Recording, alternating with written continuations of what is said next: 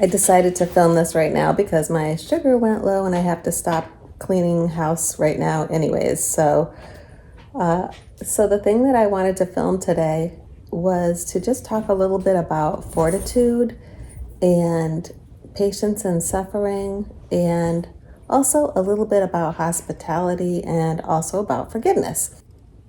Fortitude is the virtue that comes into play when all the other virtues are very difficult. So you need this courage and the ability to suffer well when you have to go through something that's very difficult. So whatever virtues may be coming into play, you also need fortitude at that point.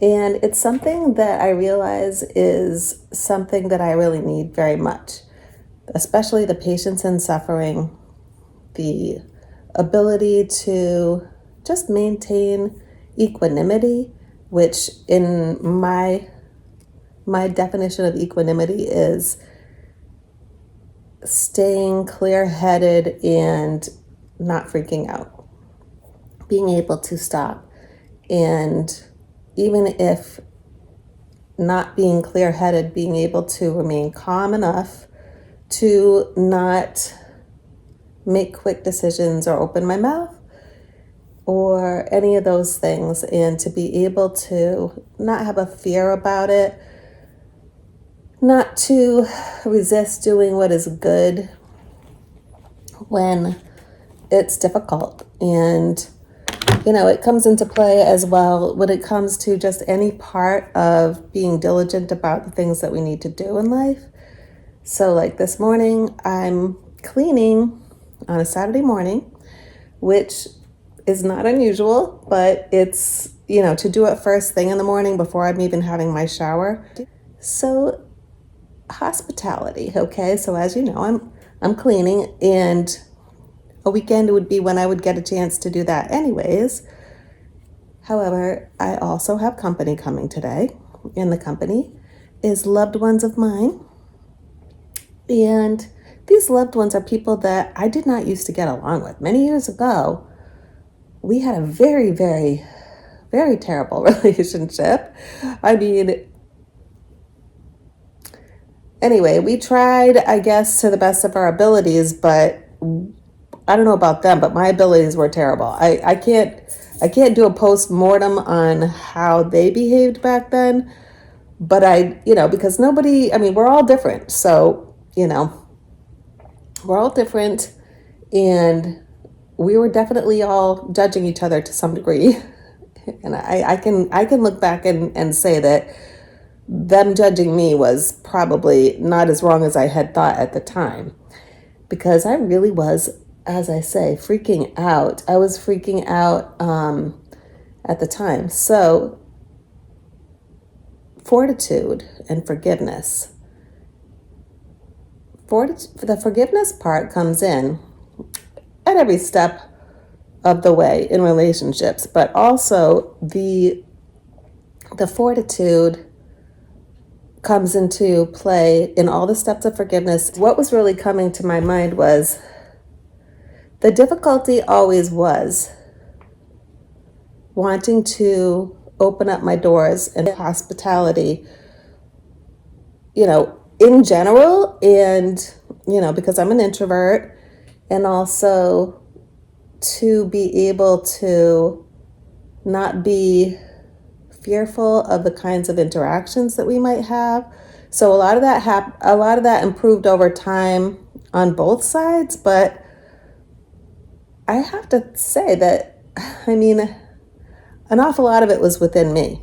Not only did I have to stop focusing on the negative in others, but I also have had to and continue to work on, in general, suffering well, so that when a person may or may not say something that is difficult, like at this point in my life, I'd have no fear about that. We don't see each other often enough for them to behave terribly. I don't know if they would, but it seems to me like we've got a really good balance of how often we get together. And, so boundaries are a part of it.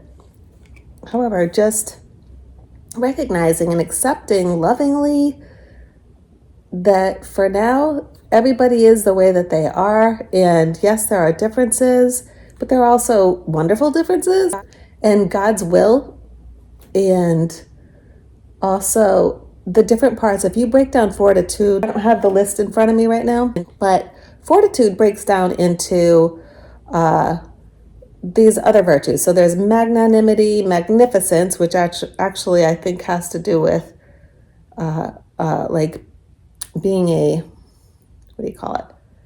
Person who gives a lot of money. That's that. I think that's what that one is. Then there's patience, and there's longanimity, I believe it's what it's called, where you're waiting for a long time. So like if you're waiting for people to find God and, be able to go on their way to heaven and understand you a little better if you love God, and that can be a long wait. So just being able to have hope and patience and trusting in that. And the patience and suffering part, this was the part that really this morning in prayer really kind of came to me when I was asking the Holy Spirit, just asking God, what do you want to show me today? How can I listen better to you today? Like, what do you want me to know? And forgiveness is something I've made so much progress with forgiveness throughout my life. And yet sometimes I still am in confession saying that, I notice that I still have little moments of feeling something unloving towards people that I, really want to completely just have forgiven. And the